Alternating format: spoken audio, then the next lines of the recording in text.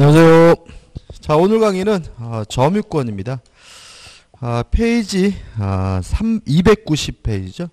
일단 점유권이라는 것은 뭐냐 하면 훔쳤든 뺏었든 돈 주고 샀든 사실상 지배하고 있으면 당연히 인정되는 권리가 점유권이거든요. 여기서 항상 조심해야 될 것은 뭐냐 하면 사실상 지배를 정당화시켜주는 이인, 본권과 구별을 하셔야 된다.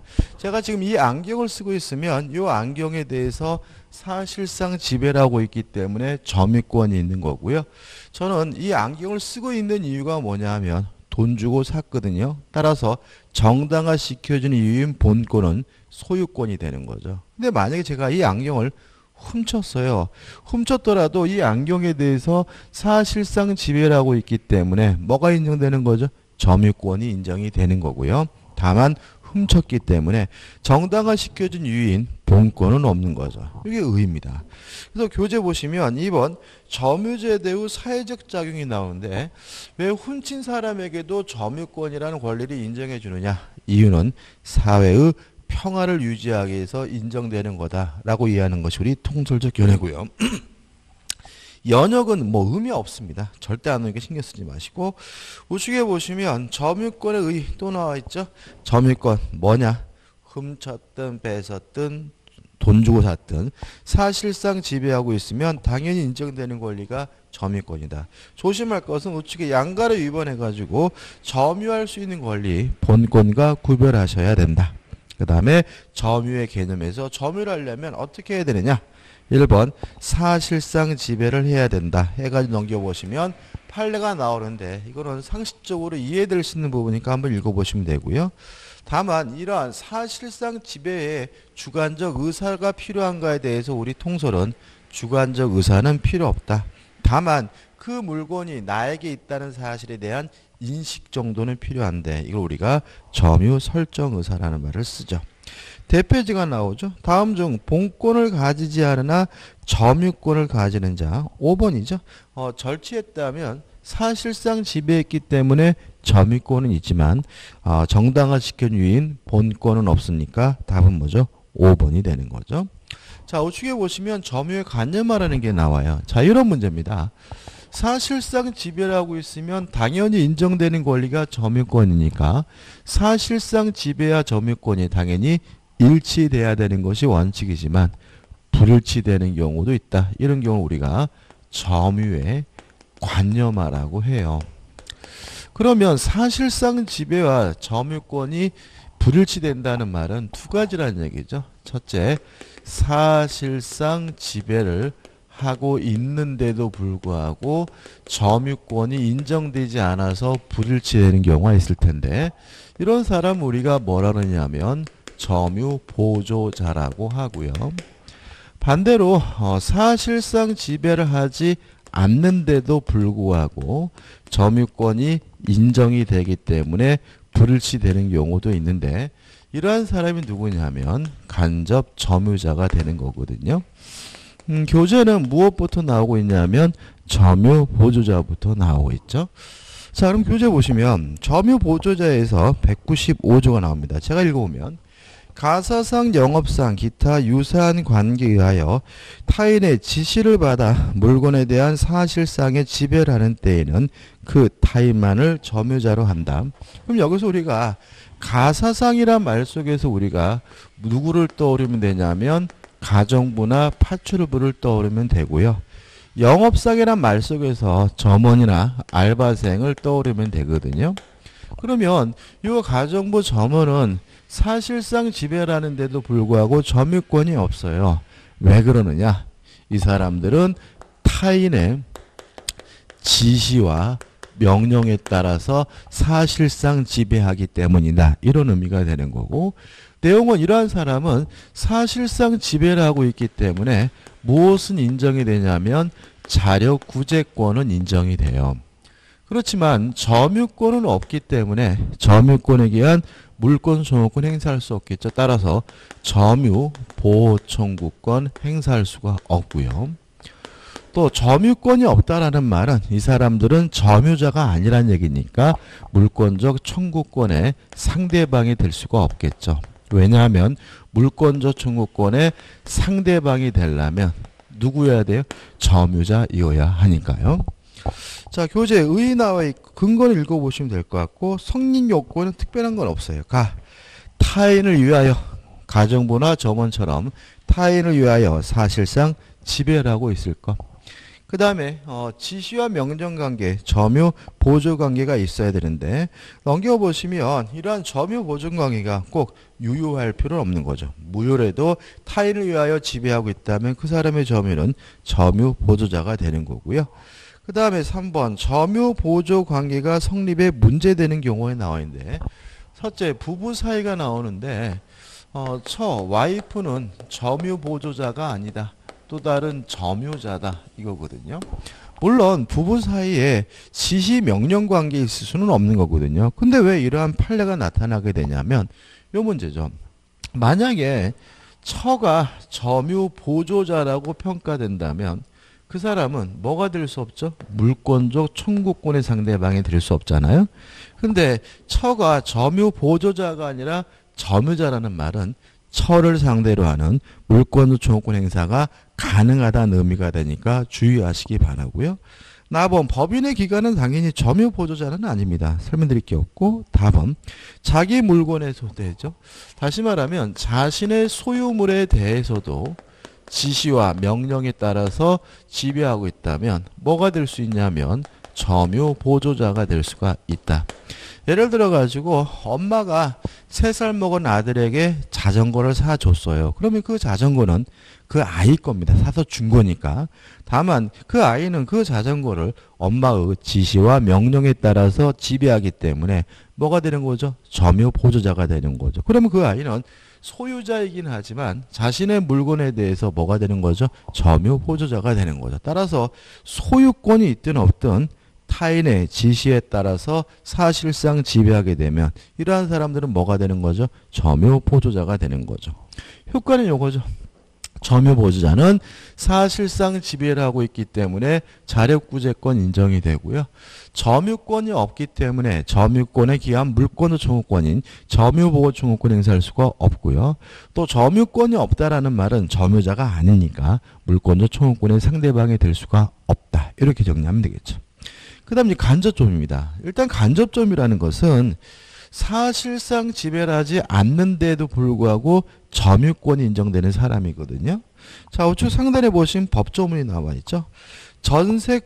지상권, 전세권, 질권, 사용대차, 임대차, 임치, 기타의 관계로 합치면 어떤 이유든지 간에 타인으로 하여금 물건을 점유하게 한 자도 간접으로 점유권이 있다죠.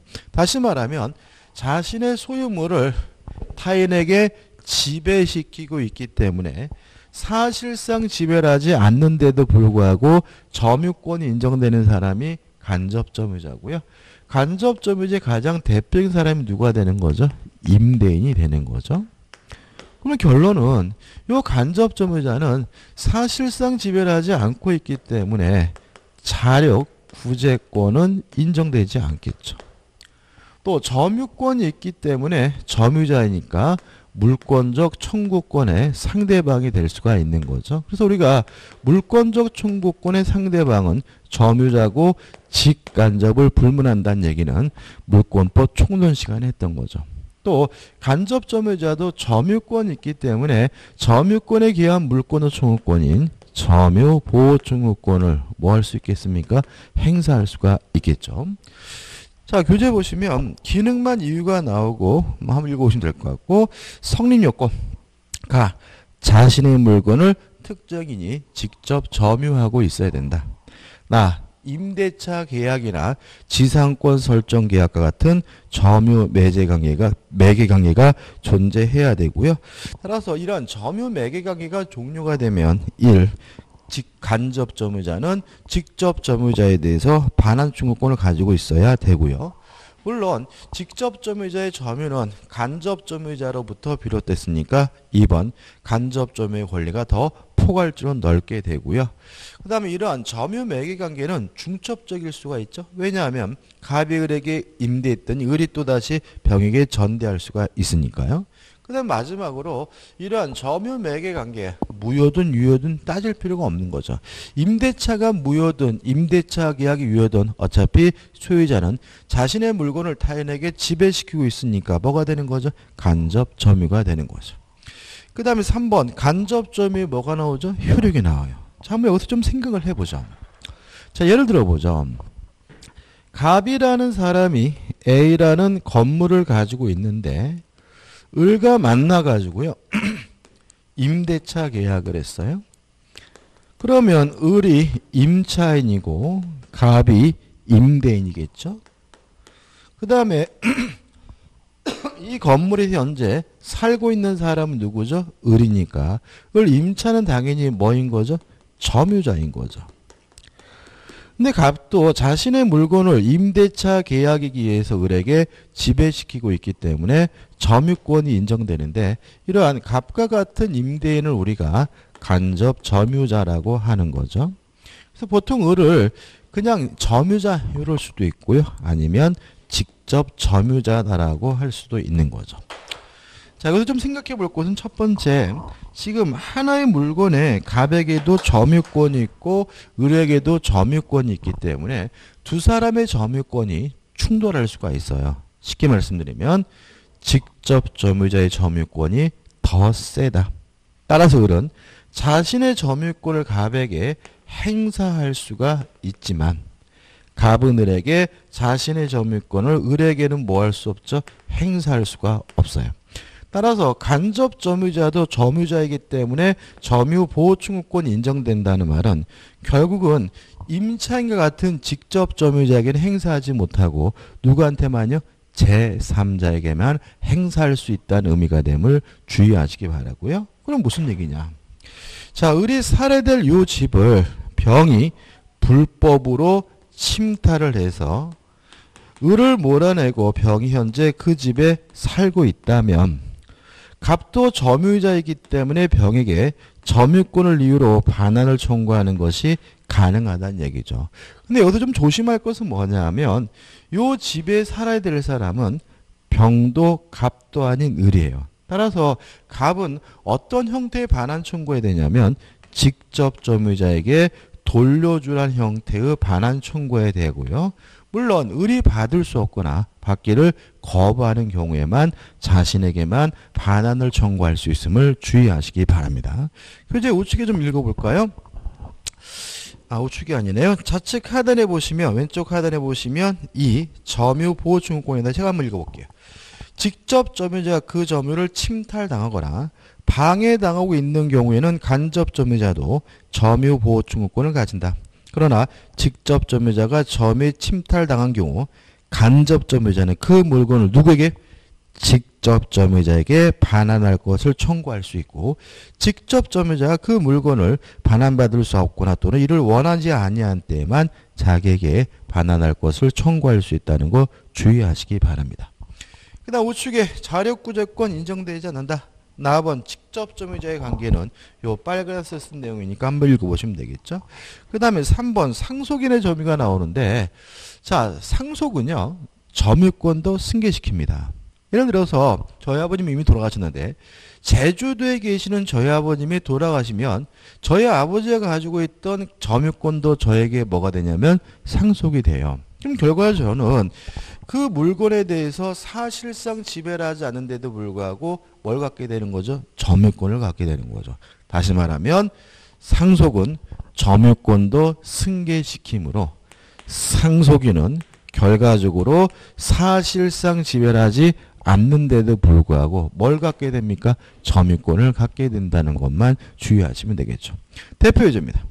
점유에 관한 다음 설명 중 틀린 거죠. 1번 민법상 점유가 성립하기 위해서는 사실적 지배관계를 가지려는 의사가 필요하다. 이걸 우리가 점유 설정 의사라고 하고요. 2번 상속인의 경우에는 사실상 지배가 없어도 점유로 성립을 인정한다. 맞죠? 3번 점유 보조자는 점유자가 아니죠. 왜요? 점유 보조자는 사실상 지배하고 있지만 점유권이 없는 사람을 의미하니까요. 4번 간접 점유자는 점유권이 없다. X입니다. 다시 말하면 간접 점유자는 사실상 지배를 하지 않는데도 불구하고 점유권이 인정되는 사람이고요. 5번 간접 점유를 성립시키는 점유 매개 관계는 중첩적으로 있을 수 있다. 맞죠? 만약 을이 또다시 병에게 전대차를 했어요.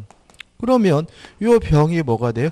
직접 점유자가 되고 을도 간접 점유자가 되고 갑도 간접 점유자가 되니까 하나의 물건에 대해서 간접 점유자가 중첩적으로 존재할 수가 있는 거죠. 답은 뭐죠? 4번이 되는 거죠. 넘기셔가지고 이제 뭐가 나오냐면 점유의 태양이 나옵니다.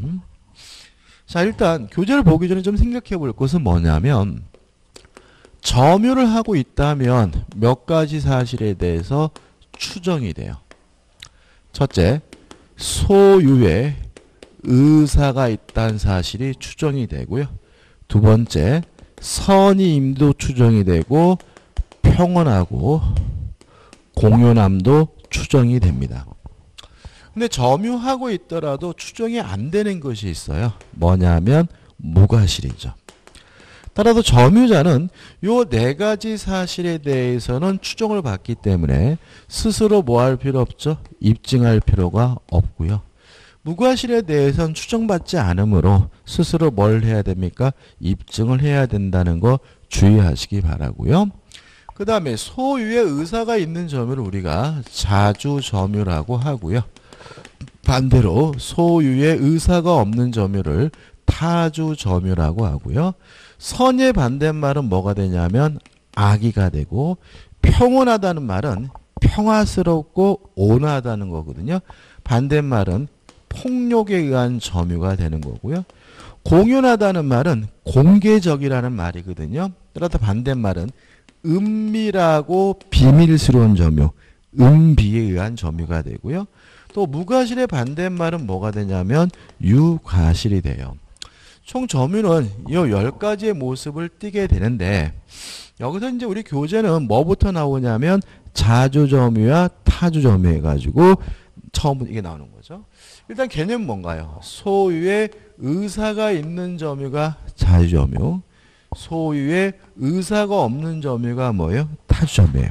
근데 어디 좀 생각해 볼 것은 뭐냐면 요 다주점유와 타주점유를 구별하는 기준, 무엇을 가지고 구별할 것이냐 해서 교재에 판례들이 나오고 있는데 자, 우리 판례에 따른다면 주관적 의사는 고려하지 않습니다. 다시 말하면 속으로 무슨 생각을 하고 있는지는 고려하지 않고 점유를 개시하게 된 원인을 가지고 객관적, 외형적으로 따져야 된다는 것이 우리 판례 입장입니다. 이유는 거래의 안전보호 때문에 그렇습니다. 따라서 그 사람이 무슨 생각을 하고 있든지 객관적, 외형적 원인이 매매, 교환, 증여를 하면 소유의 의사가 있는 자주점유고요. 만약에 점유 개시 원인이 임대차, 사용대차라면 빌린 것이니까 소유의 의사가 없는 타주점유가 되는 거죠. 여기서 좀 생각해 볼 것은 뭐냐면 요 매매가 무효래도 자주점유예요. 또 매매 목적물이 타인 소유물, 매도인께 아니라 남의 물건이더라도 매수인의 점유는 자주점유입니다. 또 매도인에게 처분권이 없어요. 처분권이 없더라도 그 사람의 점유는 뭐가 되는 거죠? 자주가 아니라 타주가 되는 거죠. 자, 왜냐하면 여기서 좀 자주입니다. 그죠? 타주가 되는 게 아니라 여전히 뭐죠? 자주인 거죠. 자, 왜냐하면 자, 매매가 무효예요. 그러면 매수인은 소유권을 취득할 수는 없어요. 근데 왜 무효인 매매 계약을 했을까요? 가지려고요. 따라서 소유의 의사가 있는 뭐가 돼요? 자주점유가 되는 거죠.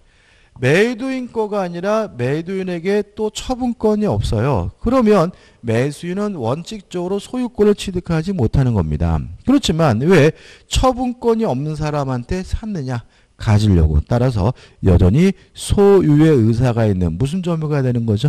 자주 점유가 되는 거예요. 근데 여기서 좀 주의하실 것은 뭐냐 하면 무효래도 자주고 타인 소유물이고 처분권이 없더라도 자주점인데 이러한 사실을 알면서 악의로 무단으로 점유했다는 사실이 입증이 되면 더 이상 자주 점유가 아니라 타주 점유라는 것이 우리 판례 입장입니다. 따라서 문제를 풀거나 판례를 이해할 때 뭐가 중요하냐면 알면서라는 말이 중요한 거죠. 매매 계약이 무효예요. 그래도 무슨 점입니까? 자주입니다. 무효라는 사실을 알면서 그럼 뭐예요? 타준 거죠. 또 매매 목적물이 타인 소유물이에요. 그래도 무슨 점입니까? 자주점입니다. 다만 타인 소유물임을 알면서 하면 자주가 아니라 타주예요. 또 매도인에게 처분권이 없더라도 일단 매수인이 무슨 점입니까? 자주점입니다. 다만 매도인에게 처분권이 없다는 사실을 알면서 점유하면 더 이상 자주점유가 아니라 타주점유라는 것이 우리 판례 입장임을 주의하시기 바랍니다. 그래서 교재 보시면 판례가 굉장히 많이 나와 있는데 결국 지금 제가 열심히 설명드린 내용이니까 한번 보시면 될 것 같아요. 자, 교재 301페이지 오시면 이제 하자 있는 점유와 하자 없는 점유가 나옵니다. 자, 좌측에 요 5가지를 다 갖추고 있으면 하자 없는 점유, 우측에 하나라도 있으면 하자 있는 점인데 조심할 것은 하자 있는 점유자도 점유권이 있는 거다. 왜냐하면 점유권이란 훔쳤든 뺏었든 사실상 지배하고 있으면 당연히 인정되는 권리가 점유권이니까 이러한 하자 있는 사람들도 다 뭐가 있는 사람이죠? 점유권이 있는 사람이라는 것만 주의하시면 돼요. 기준에 한번 읽어보시면 되겠죠? 자, 302페이지 오시면 민법의 추정 규정이 나오죠. 일단 점유하고 있으면 요 4가지에 대해선 추정되기 때문에 스스로 뭐 할 필요 없어요? 입증할 필요가 없다.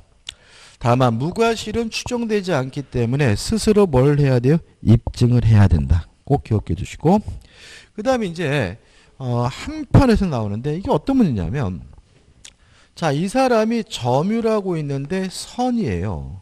근데 소유자로부터 소송이 제기돼 가지고 열심히 재판했는데 점유자가 패소 판결을 받았어요. 패소 판결이 확정된 거죠. 그러면 이 목적물을 반환해 주게 되는데 이 사람이 재판에서 지게 되면 결국은 남의 물건인지를 몰랐다 하더라도 선의였다 하더라도 악의로 바뀌겠죠. 이 선의에서 악의로 바뀌는 시점에 대해서 우리 민법은 패소 판결 확정시가 아니라 소제기 시부터 반환할 때까지 악의 점유자가 됨을 꼭 기억해 두시기 바랍니다. 다시 말하면 선의의 점유자가 본권에 관한 소에서 패소하면 언제부터 악의 점유자가 됩니까? 소제기 시부터 악의 점유자가 된다는 거 잊지 마셔야 됩니다.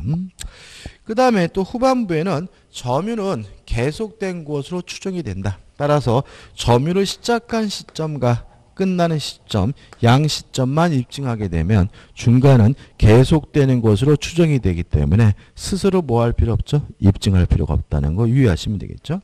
자, 대표 예제입니다. 옳지 않는 것을 찾는데 3번을 보시면 타인의 토지에 분묘를 설치한 자예요.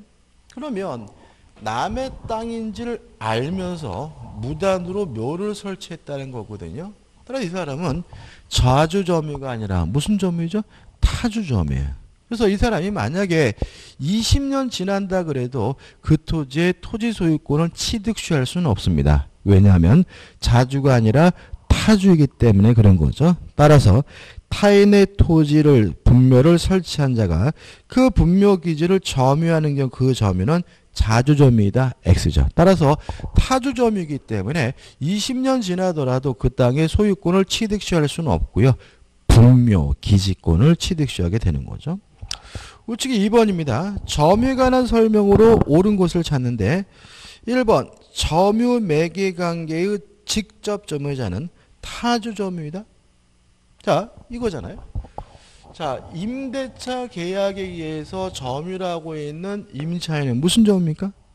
타주점이죠. 그러면 요 임차인은 결국 뭐가 돼요? 타주점이니까 점유 매개 관계에서 점유하고 있는 직접 점유자는 타주점유란 얘기는 맞는 지문이고요. 따라서 4번이 뭐죠?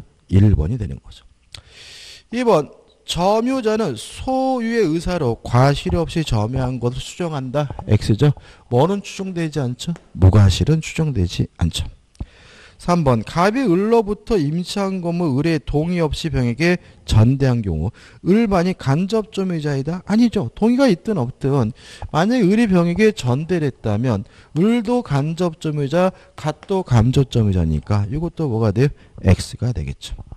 4번 갑이 을과 명의신탁 약정에 따라 자신의 부동산의 소유권 을 명의로 등기한 경우 의 점유는 자주점이다. X입니다. 이 명의신탁이라는 것은 결국은 뭐예요? 이름 빌린 거거든요. 따라서 남의 토지, 남의 부동산에다가 이름을 빌려줬다 그래서 소유자인 것도 아니고 자주점인 것도 아닌 거죠. 5번 실제 면적이 등기된 면적을 상당히 초과하는 토지를 매수했어요. 자, 그럼 생각해 보자고요. 자, 매수했으니까 이 사람의 점유는 무슨 점입니까? 자주점이죠.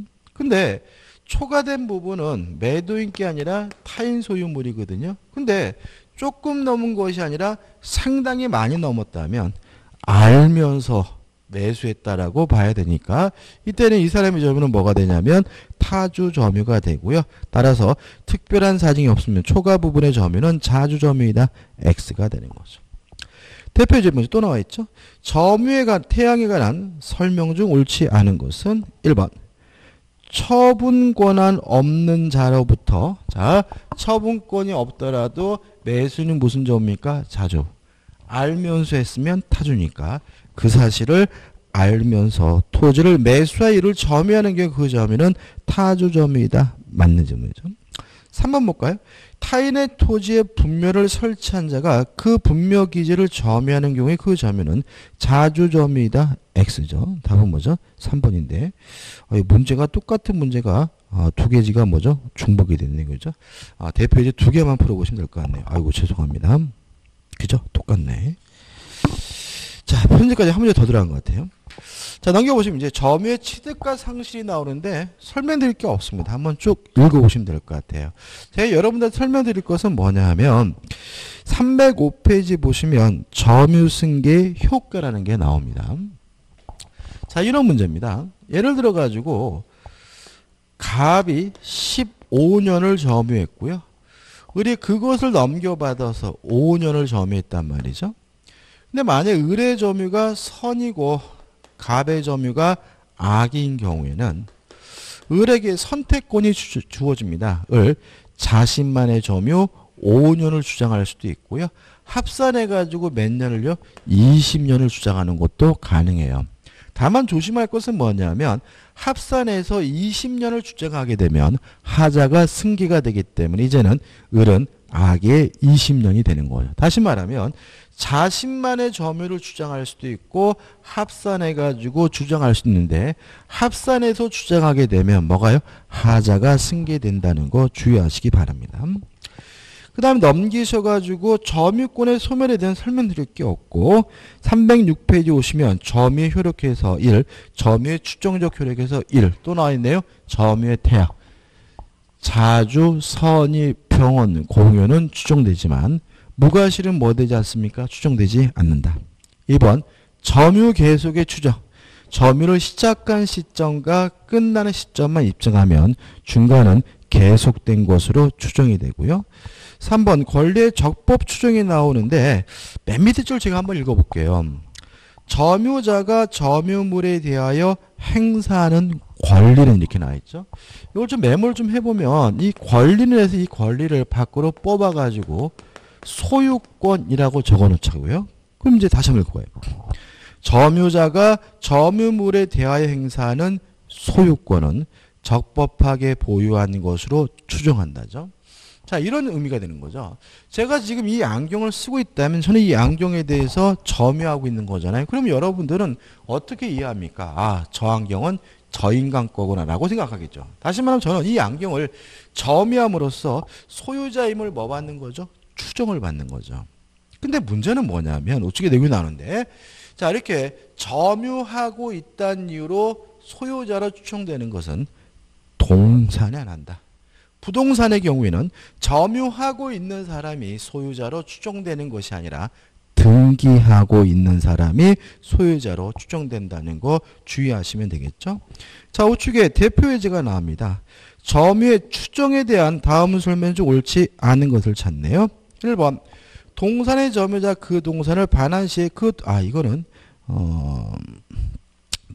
점유자와 회복자의 관계를 보고 풀어봐야 되겠는데요. 자, 이거는요, 점유자 회복자의 관계에 대해서 보고 풀어봐야 되니까, 다음 시간에 밑에 2번 점유자 회복자의 관계를 정리하고 요 대표 예제를 풀어보도록 하겠습니다.